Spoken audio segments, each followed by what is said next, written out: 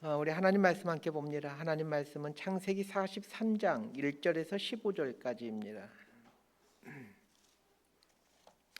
창세기 43장 1절에서 15절까지 말씀 번갈아 가면서 읽습니다. 제가 먼저 읽겠습니다. 그 땅에 기근이 심하고 그들이 애굽에서 가져온 곡식을 다 먹음에 그 아버지가 그들에게 이르되 다시 가서 우리를 위하여 양식을 조금 사오라.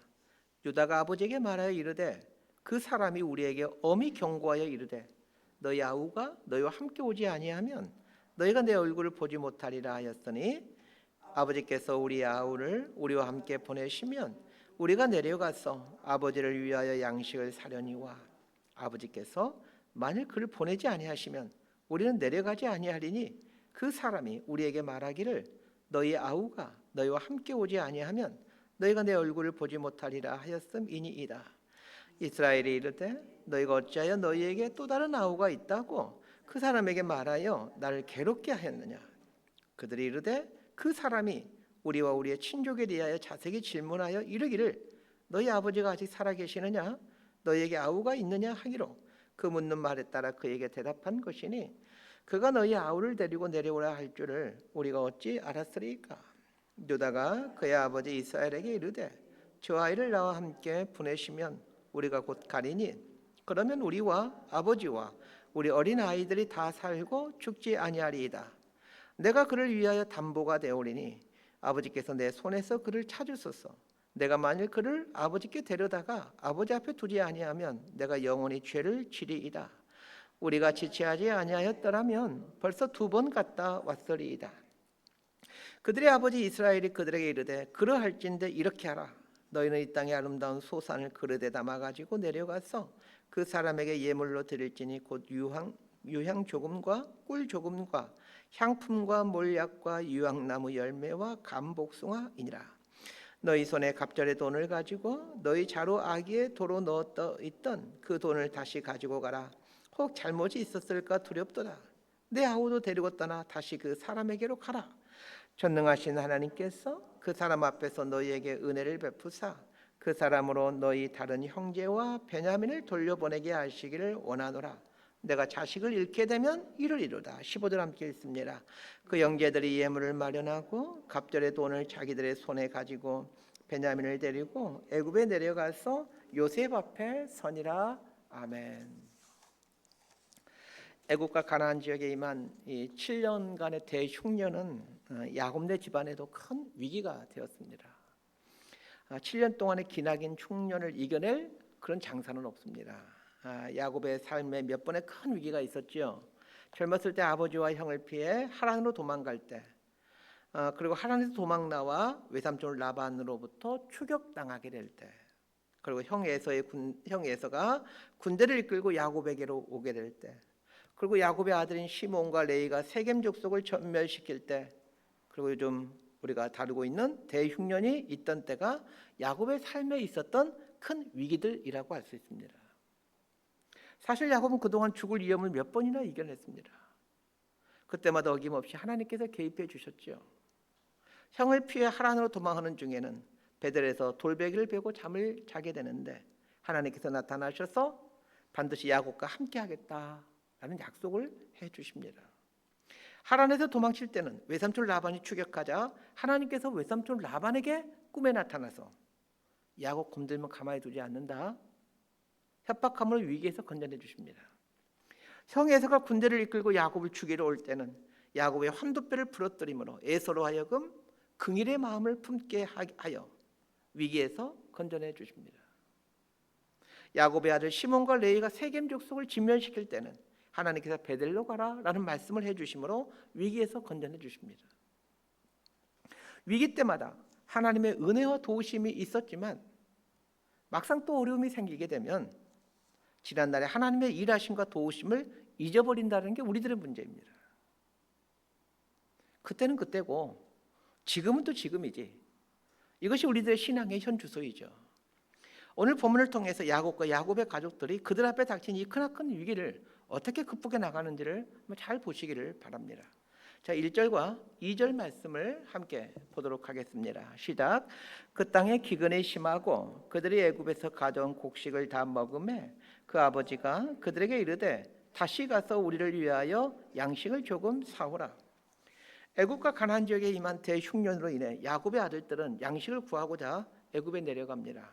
그런데 양식을 구하러 갔다가 애굽의 총리인 요셉으로부터 정탐꾼 누명을 받게 되고 시몬이 인질로 잡힌 상태에서 가나안에 있는 막내 동생 베냐민을 데리고 와야만 된다, 이런 명령을 그 애굽 총리인 요셉이 내리게 되죠. 애굽에서 곡식을 얻어오면 문제가 해결될 줄 알았었습니다. 그런데 어느 정도의 곡식은 얻어왔지만 시몬이 인질로 잡히게 되고 베냐민을 애굽으로 데리고 와야 된다라는 이런 또 문제가 생기게 된 겁니다. 문제는 끊이질 않습니다. 산다라는 말은 문제가 끊이지 않는다라는 말과 같은 말입니다. 그래서 문제가 생기는 것을 이상하게 생각하지 않게 되길 바랍니다. 하나님을 믿고 있는데 왜 문제가 계속 생기는 걸까? 그렇게 생각하지 마세요. 신앙생활은 무균실의 삶이 아닙니다. 무균실처럼 문제가 사라지게 해달라고 기도하지 마십시오. 그건 어리석은 기도이고 하나님도 들어줄 수가 없는 기도입니다. 만약에 하나님 문제가 사라지게 해주세요, 문제가 사라지게 해주세요, 그렇게 끈질기게 기도하면 하나님이 참다 아무런 문제도 없고 고통도 없고 눈물도 없고 슬픔도 없는 그런 곳으로 데리고 가실지도 모릅니다. 그것이 어딘지 아시죠? 아무런 고통도 없고 슬픔도 없고 눈물도 없고, 문제 앞에 직면해 있다는 것은 살아있다는 말입니다. 우리는 문제 앞에서 하나님 앞에 엎드리고 문제 앞에서 하나님의 은혜를 구하고 그러면서 하나님을 만나고 하나님의 살아계시는 만방에 드러내는 것이 우리를 향한 하나님의 계획입니다. 그래서 문제 앞에 직면할 때는 너무 깊이 허덕이지 말고 이 문제도 하나님이 허락하신 문제이다, 이렇게 생각하고 하나님의 뜻을 구하고 하나님의 도우심을 구해 가십시오. 이것도 하나님이 허락하신 문제이다, 이렇게 생각하고 왜 하나님이 이 문제를 허락해 주셨을까? 이걸 어떻게 해결해 가는 것이 하나님이 기뻐하는 방법일까? 그거 고민하시길 바랍니다. 1절에 보니까 그 땅에 기근이 심하고 이렇게 말하고 있습니다. 자, 그 땅이란 어느 땅입니까? 하나님께서 약속하신 약속의 땅 가나안 땅입니다. 가나안 땅에도 기근이 옵니다. 아브라함이 살고 있던 때도 기근이 왔었고, 이삭이 살고 있던 때도 가나안 땅에 기근이 왔고, 야곱이 살고 있던 때도 기근이 옵니다. 가나안에 기근이 온다라는 말은 무슨 뜻입니까? 이걸 어떻게 우리에게 적용할 수 있겠습니까? 우리의 인생 중에도 기근이 온다라는 얘기입니다. 가나안에 기근이 왔다라는 말은, 믿음의 조상들이 살았던 가나안 땅에도 기근이 왔다는 말은 하나님의 백성은 우리들의 삶에도 기근이 온다는 얘기입니다. 왜 창세기에서 믿음의 조상들의 삶에 기근이 왔다라는 것을 자세히 또 반복해서 말해주는 것일까요? 여러분, 아브라함 이야기, 이삭 이야기, 야곱 이야기를 봐보세요. 공통적으로 가나안 땅에 기근이 왔다는 걸 적고 있습니다. 그들의 인생이 100 몇십 년 사는 동안 얼마나 중요한 일이 많이 있었겠습니까? 그런 것들을 기록하지 않고 왜 기근이 왔다는 것을 공통적으로 기록하고 있느냐는 거예요. 이런 말이죠. 성경을 읽고 있는 독자들에게 너희들의 삶에도 기근이 오니까 그리 알고 있으라 라는 말입니다. 하나님의 자녀가 되었으니 기근이 사라질 줄 믿습니다, 이런 게 믿음이 아닙니다. 그건 가짜 복음이에요. 기근이 끝나지 않고 더 심해진다는 말은 무엇인가 새롭게 결단해야 될 것이 있기 때문에 그렇습니다. 하나님은 기근을 통해서 우리 삶의 영적인 다이어트를 하기를 원하십니다. 풍요로움은 우리 삶을 비만형 신자로 만들어갑니다. 저는 우리 한국의 상황이 꼭 이런 너무 풍요롭잖아요. 너무 풍요롭습니다, 한국이. 그래서 비만형 신자로 만들어갑니다. 어찌 보면 한국의 그리스도인들 대부분은 이 비만 신자가 되었는지도 모르겠습니다.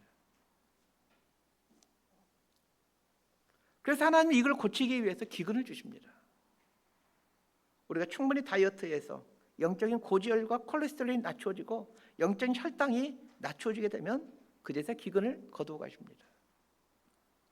야곱의 아들들이 애굽에서 사온 양식들이 다 떨어졌습니다.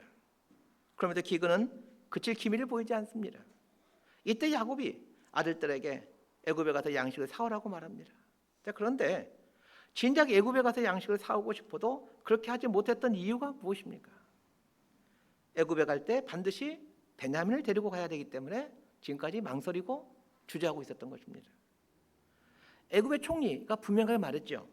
다음에 올 때 그 막내 동생 베냐민을 데리고 오지 않으면 인질로 있는 이 시몬은 무사하지 못할 거다라고 엄하게 말을 했습니다. 야곱의 아들들이 애굽에서 돌아온 이후에 야곱의 집안에는 아주 이상한 기류가 흐르고 있었습니다.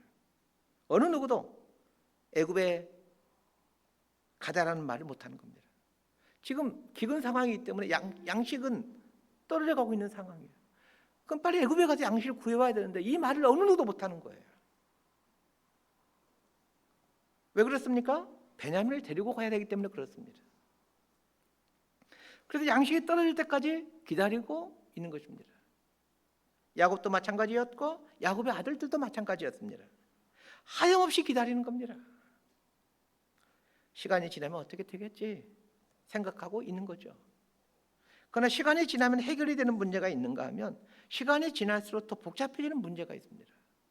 야곱네 집안에 생긴 이 문제는 시간이 지날수록 더 복잡해지는 문제입니다. 이걸 빨리 판단하셔야 됩니다. 시간이 지나면 해결되는 문제가 있어요. 특히 마음의 어떤 상처라든지 마음에서 해결될 문제들은 시간이 지나면 해결되는 경우가 많습니다. 그런데도 상당수의 문제들은 시간이 지나면 지날수록 복잡하게 꼬이는 문제들이 있습니다. 그걸 빨리 분별하셔야 됩니다. 시몬은 계속해서 인질로 잡혀 있어야 되고 야곱네 집안에서는 양식이 줄어들수록 미묘한 긴장이 깊어져 갑니다. 야곱의 가족은 교회 공동체를 의미합니다. 야곱의 12아들은 12지파가 이스라엘 공동체를 이루죠. 구약의 이스라엘 공동체는 신약의 교회를 의미합니다. 그래서 야곱의 가정은 교회 공동체를 의미한다라고 보시면 됩니다. 야곱의 집안이 이러하듯 교회가 이럴 수 있습니다. 우리 그리스도인들이 이럴 수가 있습니다. 자기들 문제인데도 어느 누구 하나 나서서 해결을 가려고 하지 않습니다. 교회도 그렇죠. 분명 교회의 심각한 문제인데 어느 누구도 나서서 해결하려고 하지 않습니다. 야곱의 아들들이 나서지 못한 이유가 무엇입니까? 애굽에 가서 곡식을 사러 가기 위해서는 베냐민을 데리고 가야 되는데 이 베냐민을 데리고 가겠다라고 하면 야곱의 불호령이 떨어질 것이 분명하기 때문에 그렇습니다. 야곱은 죽는 한이 있더라도 베냐민을 애굽에 못 보내겠다라고 고집피우고 있습니다. 이런 상황에서 괜히 나섰다가 아버지로부터 미움만 살 뿐입니다. 야곱이 결단하지 못한 이유가 무엇입니까? 베냐민을 잃고 싶지 않기 때문입니다. 지금 야곱에게는 요셉을 잃은 상처가 있거든요. 요셉과 베냐민은 친형제지간이잖아요. 어찌 보면 베냐민은 야곱의 분신이라고 할 수 있습니다. 요셉을 잃어봤기 때문에 그 고통이 너무나 크다는 걸 알고 있기 때문에 그 트라우마가 있어서 야곱은 베냐민을 못 보내는 거예요. 이때 유다가 결단하고 아버지에게 직언합니다. 자, 3절부터 5절까지 말씀 함께 보도록 하겠습니다. 시작.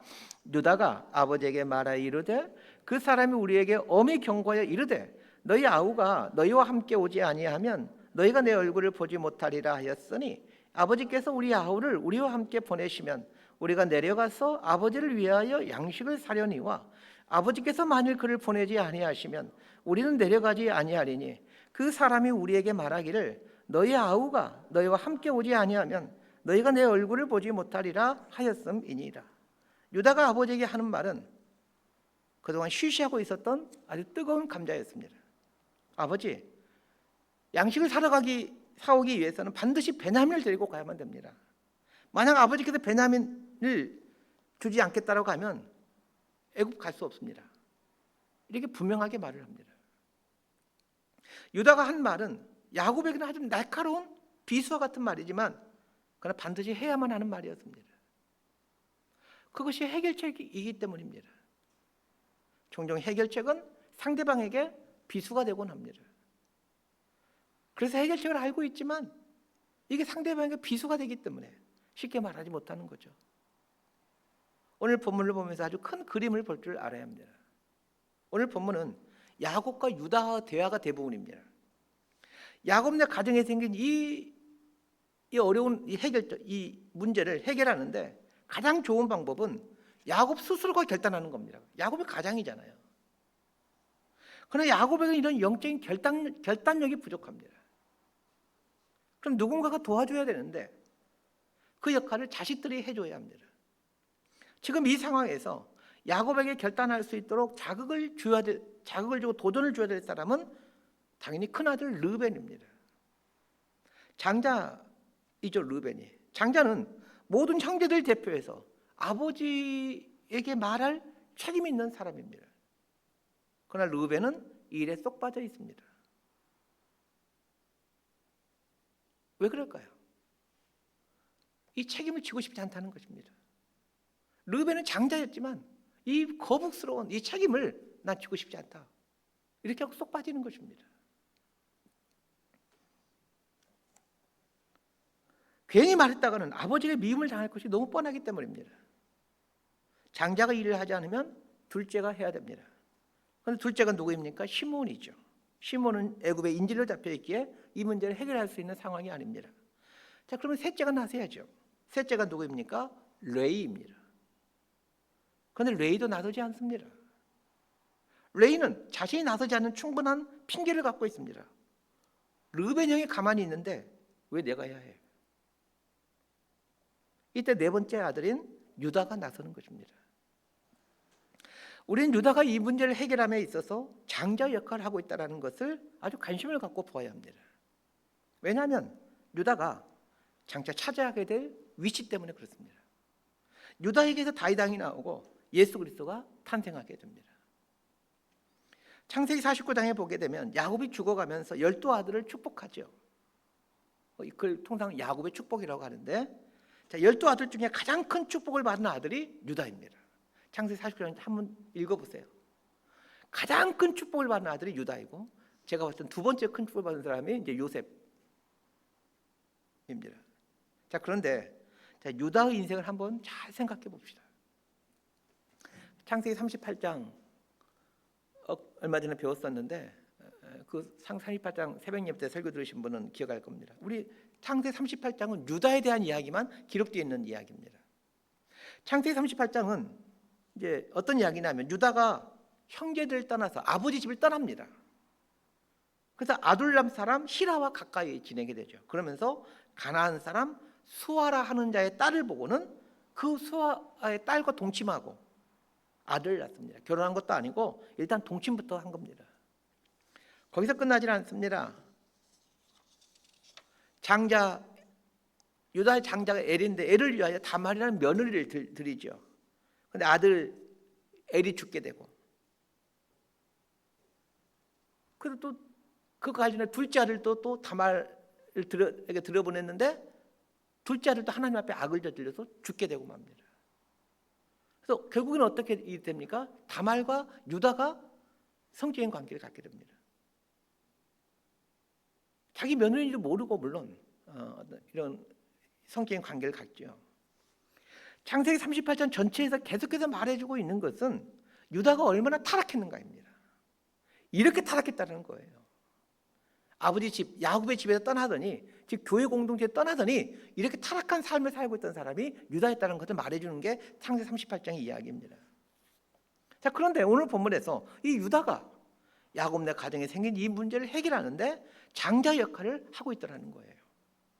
이것은 무엇을 말해주는 것입니까?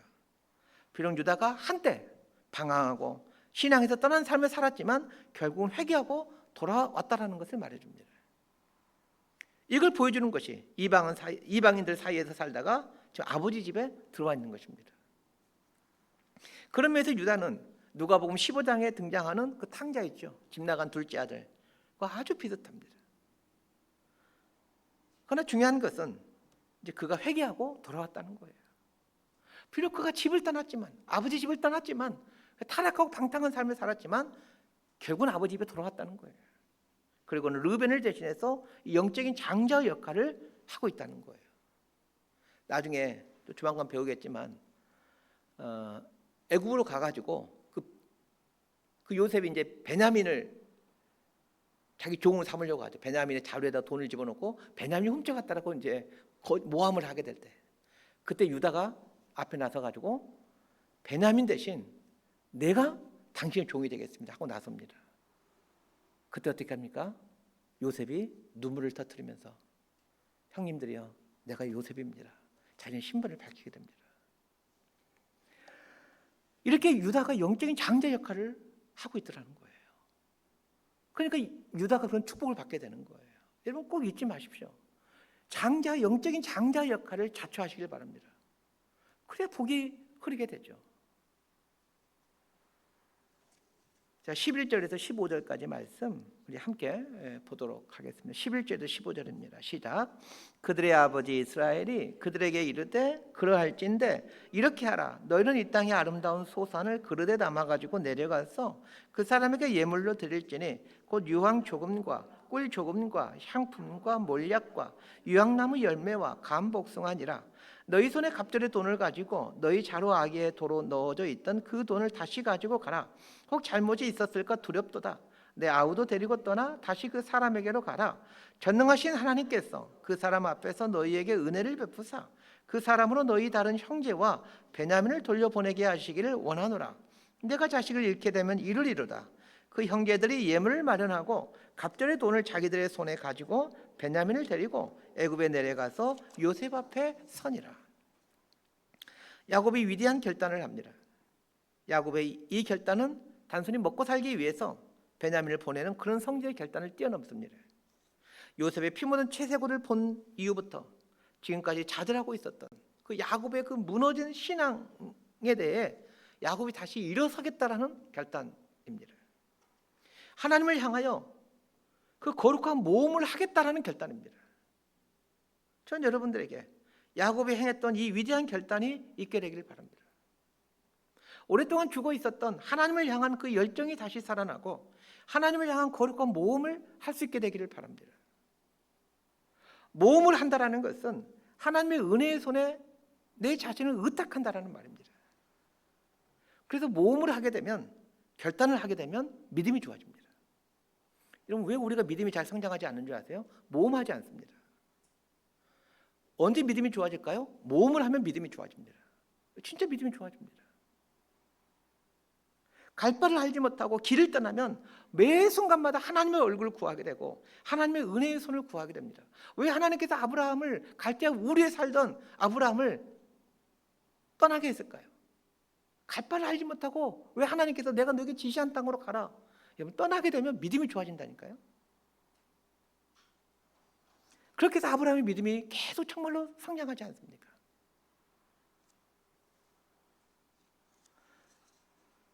이게 그리스도인의 신앙이고 이게 그리스도인의 삶입니다.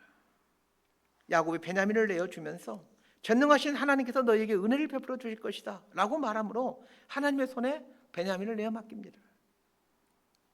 야곱에게 있어서 베냐민은 끝까지 붙잡고 싶은 어떤 마지막 끈이고 희망이었습니다. 가장 사랑했던 아내인 라헬에 대한 마지막 연분의 정이기도 했습니다. 요셉을 지켜주지 못했기에 야곱은 죽을 라헬에게 평생 마음의 빚을 갖고 있었습니다.